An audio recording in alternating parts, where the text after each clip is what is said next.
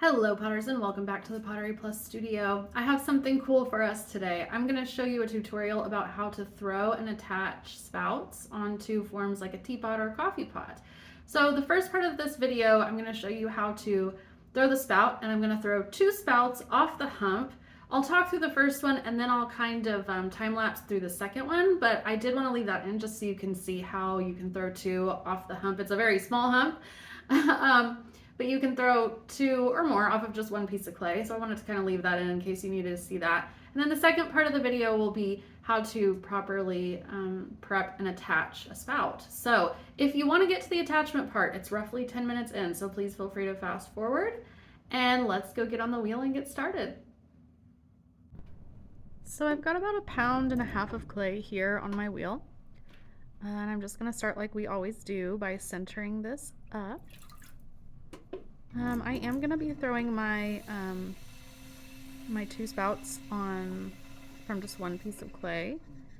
So that's why I've got about 1.5 pounds, and I won't even end up using all of that, but I need a little like extra to make a base from like where I can throw the spouts from so that they'll have a little support. Now you could start with just two really small like 1/4 pound pieces of clay and you can make a spout, you can make the spouts separate. They don't have to be thrown off the hump, but I find this is just a quick and easy way. The only downside of it is that you have to cut and remove each spout, which you'll see me doing here in a minute. I did have to cone this to get it centered. Oh, that lovely phallic step. I don't always cone, but this clay was feeling a little bit of a wobble, and coning it did actually help and sort of worked it out. But anyway, what I was saying is you don't necessarily have to do this off the hump. This was just how I thought was going to be the easiest way to get a couple of spouts thrown today, you guys. And I also always like to throw or make additive pieces like this in multiples, just so I have more than one to play around with. So I've got it pretty well centered now. I'm just going to start to isolate out the clay that I want to use to throw the first spout with. So I'm going to kind of start in the middle, not the dead center, but sort of in the middle of the piece of clay, and press down and isolate out a piece. Obviously, I don't need all of this clay for one spout. I mean, that's the whole idea of throwing off the hump. I probably don't need to clarify that, but I just want to get a small piece and that's like isolated and sticking out, and that's the only piece I'm going to work with. Okay, so now I'm going to put my finger all the way down almost to the bat to make sure that this spout does not have a floor on it when I cut it off. I want to make sure that the bottom is open, so I went down a little extra deep. And now I'm going to push at the base of the clay to the width of the widest part that I want of the spout. And I want a spout that goes pretty dramatically from wide to narrow. So I know you're probably thinking like a spout should be narrow at the top, but I'm stretching it out to, like I said, to the widest width that I want first, and then I'm going to bring it up and in as I start to pull the walls and collar and kind of refine it into the shape that I want. So see, now I've got my base nice and wide, and as I start to pull, I can bring it gradually in as I'm going towards the top of the spout. Takes a lot of collaring. I feel like collaring is a little bit more effective than just trying to shape the spout as you're pulling the walls up. Like, I am sort of pushing a little in towards the middle, like with gradually more pressure as I move up to kind of try to bring it in. But I'm going to do a lot of my shaping through collaring and also using a rib on the outside, which I'll do here in just a moment.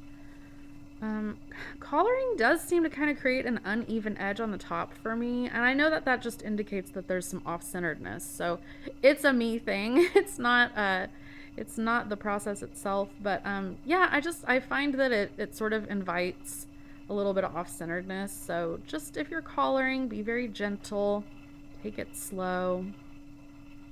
And I think that kind of applies to any process where you're making a small little additive piece like this, where you're going to have to kind of fiddle around with a real small opening or, anything really narrow. You just have to kind of use a little bit of extra finesse for that. So this is getting there. It does feel a little bit thick, so I'm just going to thin it out a bit. Don't want it to be too thin because, you know, it needs to be sturdy. But yeah, I thought I could get a little more height out of it and thin it out a bit. Now I am gonna work on that top rim, and I'm gonna do a little trick where you cut it off to even it out, and that will take care of, you can see it looks so much more centered already, but what that does is it eliminates a high and low lip. So your piece might still be a touch off center, but at least that sort of like, it helps with the visual part of it because it's not as obvious. But just remember, if you're gonna do that little trim off of the rim or the lip, do it after you're done pulling. Because if you pull again afterwards, it'll bring that high and low lip. It'll show right back up. So you want to kind of save that for the last. So that's looking pretty good. I'm pretty happy with that.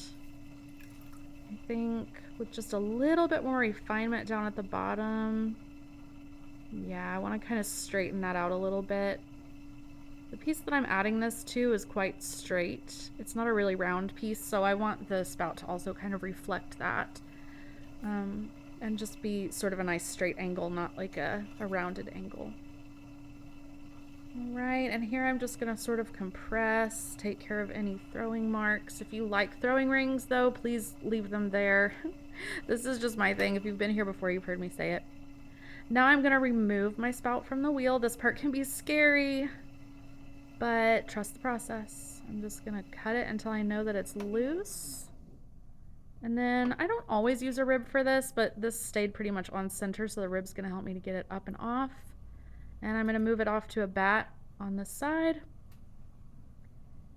And now begin throwing the second spout. So I'm gonna stop talking now and just let you watch what I do with the clay from here to get another spout out of it. But I am gonna do that a little bit. I'm gonna time lapse a little bit so that you can get through this part a little bit quicker, okay?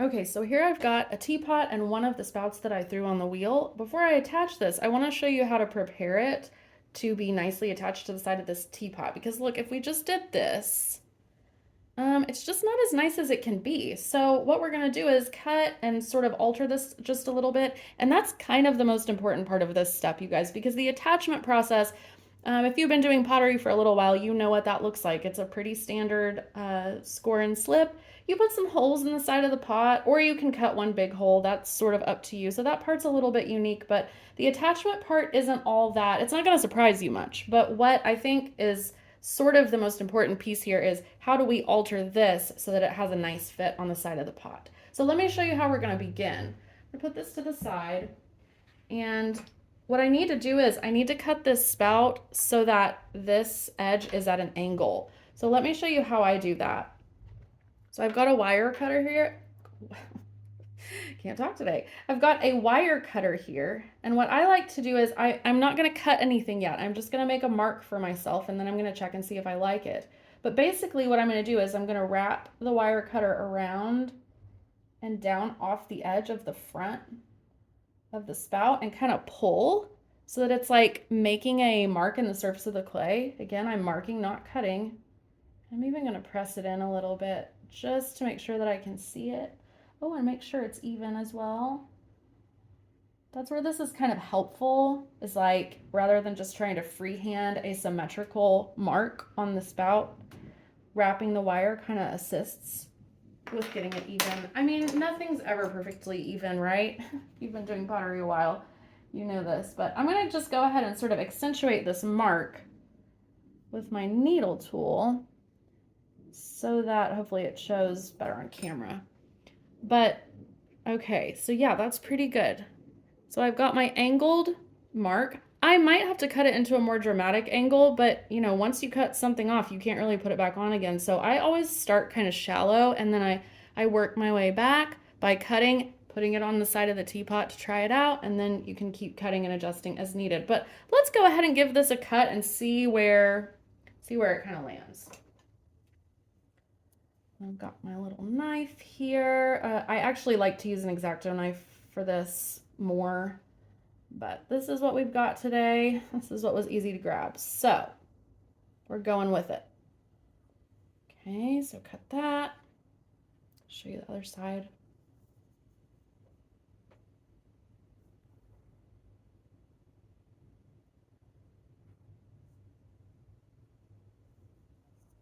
Okay, yeah, it's a good start.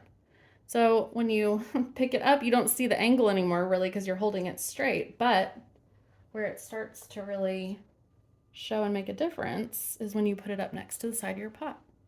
That's quite a bit better already, but I think I do want to bring it back just a little bit more. One reason is because the bottom, sorry everyone, we've got some trucks outside or something making some noise. The bottom edge of this part of the spout, that's as high as your liquid line is going to be able to fill, because after that it's just going to spill out. So you want to make sure that this edge is at a reasonable height for like how full you would be filling this vessel. So if I put this, you know, sometimes like with spouts, and I've done this before too, but like aesthetically you just want it lower down. I wouldn't say with this design that's necessarily true, but sometimes, you know, yeah, you just want a spout that is sort of in the middle or even the lower part of the pot, but you have to always keep that in mind. If you're going for functionality, which, you know, we aren't always, but I would say for this project, I definitely want some functionality. I have to remember my liquid is only going to be able to be filled up as high as the bottom edge of this spout. So just keep that in mind if you're kind of starting to get into pouring vessels. Okay, so I'm going to do that step one more time. I'm going to wrap the wire, bring it down at an angle, and make a mark.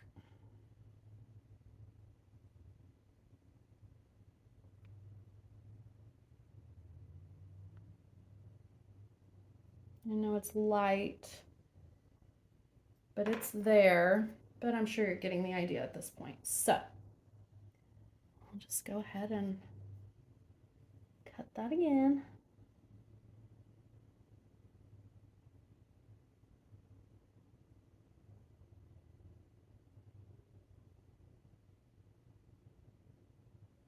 See if we get it leaned back far enough. This should do it. And you know what's really, I think I notice this every time I do this process, is by the time I'm happy with my angle, it's so close to the top of the spout that I'm like, there was so much material there. That's really how much it takes. But really, like, to get a good, nice angle that'll have tension to it and help the liquid to pour out better, that's almost like, I mean, for me, I feel like that I have to go that far almost every time. All right, so that's looking pretty good. This is still not complete though. So in here, there's a lot of bulk that we need to get rid of. And also in cutting that angle, it sort of made this shape into, oh, what would you call that? It's almost like an oval or like, I don't know. The shape is just, it's a little bit long down here for my liking. So the way that I'm going to take care of that is by just eyeballing it. You can use the wire cutting trick again if you want to make a mark on the outside, but I usually just kind of hold it in my hand at this point and I sort of just make it a little more round. So we're not necessarily going for like a perfect circle here, but we do just kind of want it to flow, if that makes sense. Sometimes it's hard to explain, hard to put into these words, these like visual ideas, but okay, that's looking pretty good. There's kind of like there was sort of a chunk sticking out right there. Take care of that. Also, I want to cut this thick part into like a beveled edge. So I'll show you what I mean. It's going to take some of the bulk out of it and also give you a nice edge that's going to attach onto the side of the pot a little easier.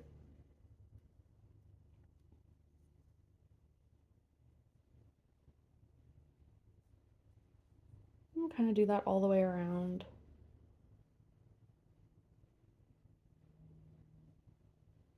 Yeah, that's looking better. And then I like to just go around it either with just my fingers, a sponge even, and just kind of clean up the edges. So kind of just a bit of refinement here. I'm always looking for ways to do the refining steps now rather than after the attachment part. Because if you can get it now, when you have more access to it and you can move it around in your hand, it's a little bit easier. Take out a bit more of that weight. And it doesn't need to be pretty, folks, but like what can happen is if you've got too much bulk down here, it can, when you press it up against the side of the pot, it can kind of squish up against and block some of your holes where the liquid is supposed to come through. So not the end of the world, but you know, just we always want to give ourselves the best chance of success. Okay, so this is what I've got right now. I'm going to also use my fingers to round out this bottom part of the spout again, because we're kind of wanting to make like a waterway or a route for the liquid to come out. I don't know, you probably can't see that too much, but I just sort of try to make like a belly. So I'm pressing it into, I'm holding my hand in a curve and just sort of pressing it into the curve. Okay. And then again, I could sit here and fiddle with these edges forever, but I know you guys are probably ready to move on to the next part. Okay, so this is what we've got right now. It's looking good. I'm happy with this. So I'm actually gonna switch. Well, let me see. Second thought. And by the way, you guys, as I start to show the attachment portion, I meant to say this at the beginning of the video, but the surface I'm working on is a foam bat covered up with just a towel, studio towel. So if you see me like laying this down or resting it on here, I've got a soft surface underneath. You can always just use a stack of towels, whatever you've got, but I like to have a soft surface underneath for this kind of thing, so I can really like be confident and secure that I'm not damaging the pot when I'm, if I need to rest it a little bit. You definitely don't want to do that on a hard surface. Okay, let's see how this is looking. Okay, I'm pretty happy with that. Honestly, I think that'll make for a nice attachment. So I'm actually going to switch to a different one. This is the other one that I threw on the wheel. I'm going to show you the attachment portion with this one because I had more time to spend fiddling and refining. Oh, there's one thing I forgot to show you. So on the lip of your spout, if you kind of, if you break it, it works. I'm just kidding. So if you sort of round, get a little water on my fingers, see if I can show it. If you sort of round or roll over just the bottom lip of the spout, don't mind that it's broken, you guys. I'm just trying to get the concept across at this point, but this is getting a little bit dry. But if you sort of round it out, that will also help the liquid to come over that edge with just a little bit more ease. I don't know. I feel like when I was first starting to make pouring vessels, like sometimes the liquid would just seem like it was sort of falling out. And if you can do these little steps, you can sort of have a little bit of control over it. Now, not always, because the shape has a lot of control over it too, but I don't know if you can see in the profile of this one. Like, I just rolled it over there at the bottom, just an eensy little bit for that purpose. Okay, let's talk about attachment. I want this to be attached pretty high, like I was saying, because, and you guys, you can see this one's even shorter and squattier. I like spouts that are like that. I know some people like really elongated spouts, but I've been into this little, kind of lower profile spout recently. So what I'm going to do is I'm going to place it where I want it. Oh, make sure that you've got it positioned correctly. Look at it from all angles. I feel like my little rolled lip right there was getting a little bit, it was a little bit askew. Okay, but I think we've got it now. And now we're gonna just press the spout sort of into place, okay? We're not attaching, we're just sort of planning, okay? Again, look at it from every angle, make sure you're happy with it. And make sure that it's touching as well. If you've got like gaps, that can be really hard to work with when like the rest of it's attached and you're trying to force one little piece of it like back up against the wall. If you've done this before, you probably know exactly what I'm talking about, but if not, that sounds probably weird, but sometimes you'll just get a little area of separation and it's frustrating because you'll work it and work it and work it and it's like, you know, you're just not 100% sure that it's securely attached or that it's not going to, you know, come undone with firing. So, okay, what I was doing just there, sorry, was not me getting on a tangent. I was just tracing around the edge so that I can score exactly where my spout is going to attach, okay? And I also like to look at that mark and make sure it looks symmetrical. That looks pretty good to me. Nothing seems askew with that mark. So that is just kind of confirmation for me that I'm getting my spout attached where it needs to be. Now, I like to cut holes into this area to allow the liquid to come through because it doesn't come rushing out. But if you know, there's all different styles of pouring vessels. So if you wanted to just cut a hole out of this, you could. You would just want to make sure that you leave some excess for the attachment. So if you were cutting just one big hole, it might look something kind of like this. Like you still wouldn't want to cut right on the edges because you need something for this to stick to. Okay, but I am going to use a hole punch and I'm going to punch some holes in this. So when you use this tool, you want to spin it as you're going through because that sort of disperses the pressure of the tool. You know, when you're going straight through the wall of your piece, you just have to be careful because if you put too much pressure and it's too dry or whatever, you know, you can cause warping, cracking, that kind of thing. And you guys, making sure that your piece is at the right like dryness level is so important with something like this. I've been waiting and babying this thing along just to get it to the right, like for a minute it wasn't drying and I was like, oh my gosh, what's up with this? This thing is not getting dry. And then it started to tip the other direction and I was like, oh no, cover with plastic, spray with water. So anyway, I guess I would say this is slightly more damp than leather hard. It's like a mild leather hard. So now that we've got that taken care of, let's do our scoring.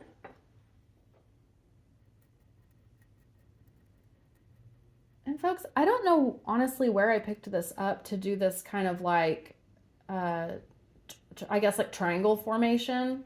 I feel like I learned that somewhere. But y'all, I just realized I'm on my 20th year of a pottery journey. And it just absolutely blows my mind. But I turned 40 this spring, and I started in college when I was 20. So when that is the case, you realize that you have learned things and you forgot where you learned them. Or if they're even correct. If you just made it up or dreamed it up. So that's kind of where we're at, but I am very proud. I'm very proud that I've been able to continue doing this craft for this many years because, you know, so many times you pick something up and you love it, but life just gets in the way and you can't hold on. So I remember talking to a group of high schoolers years ago and they were like, and at that time, I mean, I think I had been doing pottery only for maybe I don't know. This is going to be embarrassing, but maybe like 5 to 7 years.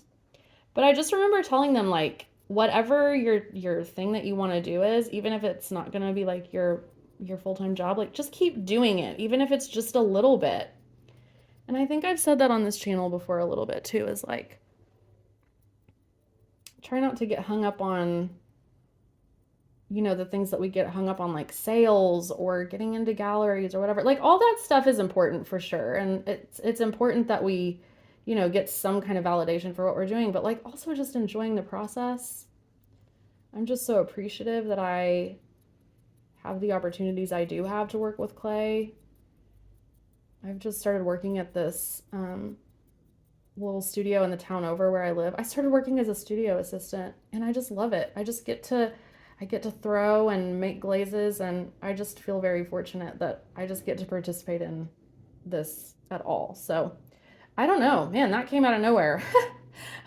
Maybe you found that really cheesy while you were just watching me score. I hope not, but this is what we've got. Okay, scored the wall, scored the spout. This part is not anything new. I'm just adding a little bit of water to this. If you've worked with pottery a little bit, you already know this part, but it's just the standard thing. A little bit of water there. And because this piece is also pretty dry, sometimes, you know, y'all, I will sort of adjust. Like if one side of what I'm attaching is really damp and the other side is really dry, I'll just put water on the piece that's drier to try to kind of like level it out. But both of these are pretty, they're like on the verge of like doing like what this one does, where it cracked because it's like too dry. They're both kind of on the verge. So I'm gonna put a little water on both. You could also use slip here, but I'm working with this is a Spectacular from Laguna, and it's just a very amicable clay. It's really nice and easy to work with. Okay, put that attachment on, and I'm just gonna see if I can get this where you can see it. I'm gonna wiggle, wiggle, wiggle, wiggle. And I'm wiggling and I'm pressing up against the wall, making sure that I don't see any areas of separation. I'm gonna check it from the front, make sure we're looking good. Yeah, it looks pretty good. And then I just need to kind of start the same process over here. I'm gonna press and wiggle. Yeah, that adjusted itself a little bit. I think I kind of straightened it out there a little bit. I don't know if you saw that. There was kind of a big wiggle there for a moment. And it's tough, y'all, because like the only way you can get this seam to go closer is by pressing up against this part of your spout, which is kind of, it's scary to do, but if it's dry enough, you can kind of use that area for leverage and just, you know, kind of place your hand over the whole thing and you can get this part a little bit more snuggled up next to the edge. Not completely. It's not going to do all the work for you, but you can get a little bit more movement that way. Okay. So what I would do from here is I would use a damp paintbrush and go around the seam, because I can tell this is pretty well attached now. It's feeling secure. So now I would feel comfortable going into like a refinement step. So what that would look like is a damp paintbrush, go around the seam. I can still see, let me see if I can show. So in there's score marks that are visible. So I would take a damp paintbrush and take care of that. And yeah, just do any other little refinements that this needs. And then last would be the handle. I will show you how this turned out with the lid and the handle on it here at the very end of the video. But just as a last little piece here, I always like to do the handle last because handles are, they hang out further. They're more delicate, especially if they're wet. This isn't that hard to work around, especially when you have a snubby little spout like this. It's not protruding out too much and not nearly as much as the handle. So that's why I do the handle last. I'll show you how it all turns out all put together. And thanks for joining today. I hope this helped. And as always, let me know if you have any questions, comments. I love feedback. So hope you have a great rest of your day, and we'll try this and we'll see you on the next one. Thanks everybody. Bye.